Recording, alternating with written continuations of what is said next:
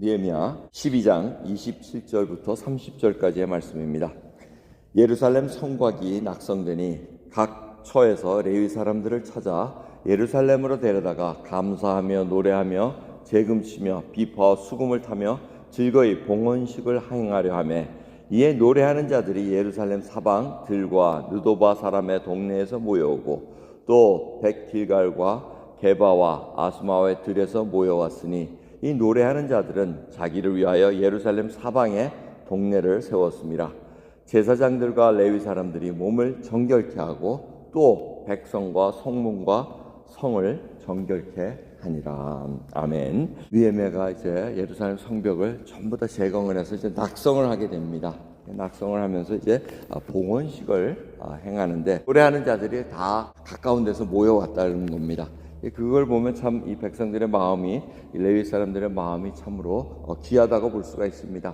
예루살렘에서 멀리 떨어져 있지 않고 필요할 때마다 이렇게 가까이 살면서 모여서 노래를 이렇게 참여할 수 있었다는 겁니다. 그러면서 이 봉헌식을 하기 위해서 백성과 성문과 성을 정결케 했다 그럽니다. 정결케 했다는 것은 혹시 성을 짓는다든가 아니면 이 문을 이렇게 달 때 혹시 부정한 것을 만지진 않았나 해서 이제 우슬초에다가 새의 피를 붙여가지고 뿌립니다. 그리고 백성들도 혹이라도 뭔가 부정한 어떤 것이 있으면은 정결케 하기 위해서 해서 이제 하나님께 드리는 그 데디케이션 세레모니를 하는 겁니다. 또 오늘 말씀 중에 제가 드리고 싶은 말씀은 낙성에 관한 겁니다. 이 낙성식이라 하면은 새 집을 졌다든가 새롭게 뭘 마쳤으면 그걸 하나님께 드리는 것을 얘기합니다.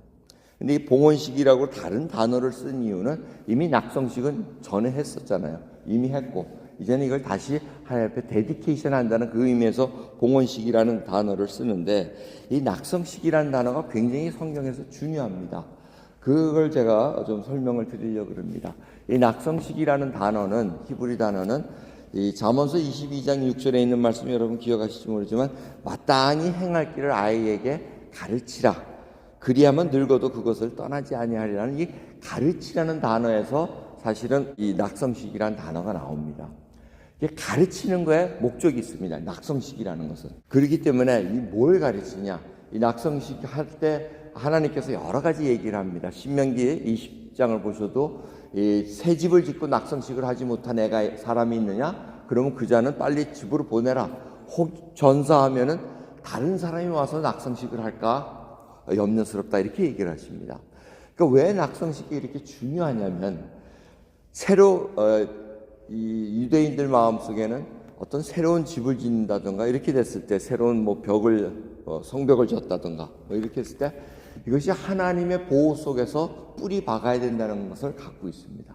그래서 하나님의 은혜 가운데인데, 이건 자기들만을 위한 것이 아니고 아까 이 낙성식이라는 단어는 가르치라는 단어와 연관이 되어 있다고 말씀드렸습니다. 자신뿐만 아니라 다른 사람에게도 가르치는 효과가 있다는 겁니다.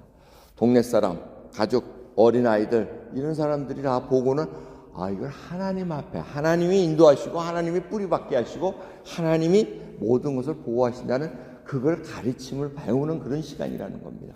그렇기 때문에 오늘도 말씀 보면은 이게 낙성식은 이미 했지만 봉헌식도 같은 의미입니다. 백성과 성문과 빗장, 이 백성하면 남녀노소 다 포함이 되어 있습니다. 그들이 거기에 참여함으로 말미암아 이것은 하나님의 은혜요, 하나님이 이 성을 보호해 주시고 하나님이 나에게 그리고 이 백성에게 은혜를 베푸셨다는 것을 가르치는 의미가 있다는 것입니다. 그래서 여러분, 우리 한국 문화에는 그게 잘 스며들어와 있습니다. 뭘 하면은 하여튼 무조건 뭐 개업식, 집들이도 다 하고 그런 식으로 합니다. 그게 다 의미가 뭡니까? 모여서 놀고 먹자 이런 의미가 아니고, 사실은 기독교인들에게 중요한 거는 가르치는 데 있습니다. 어린아이들, 이 아이들이 왜 돌잔치를 하며, 왜 생신잔치를 하며, 왜 집들이를 하며, 이런 이유는 다 지금 하나님께서 우리에게 이걸 뿌리내리게 하시고, 이거는 하나님의 은혜로 우리가 살아간다는 것을 만만자손과 이웃들에게 다 알려주고 가르침의 목적이 있다는 것입니다. 그렇기 때문에 이 느헤미야가 예루살렘 성벽을 짓고 낙성식을 하면서 이제 봉헌식을 드리는 굉장히 큰 의미가 있다는 겁니다. 그래서 노래하는 사람들도 다 모여들고 다 같이 셀레브레이트 하면서 하나님을 찬양하고 하나님을 다시 가르치는 그 은혜를 배울 수 있다는 겁니다. 여러분, 우리들이 사는 동안 이런 것들을 잊어서는 안 됩니다. 하나하나 하나님으로부터 가르침을 받고 그 가르침을 받은 자들은 어떻게 합니까? 그 행할 길을 가르쳐 주면은 나이가 늙어서도 나이가 들어서도 떠나지 아니한다고 말씀하고 계십니다. 이 봉헌식, 이 낙성식에 참여한 자들마다 정말 하나님의 가르침 속에서 이제는 마땅히 섬길 자가 하나님이라는 것을 알고 살아가기에 늙어서도 그 길을 떠나지 않는다는 것, 우리가 다시 한번 깊이 생각하시면서 우리의 믿음의 길이 어디로 가고 있는가 살펴보기를 원합니다. 기도하겠습니다. 감사합니다. 오늘도 귀한 은혜 가운데 저희들을 살게 하시고 아버지 인생 사는 동안 참으로 많은 낙성식을 가졌나이다.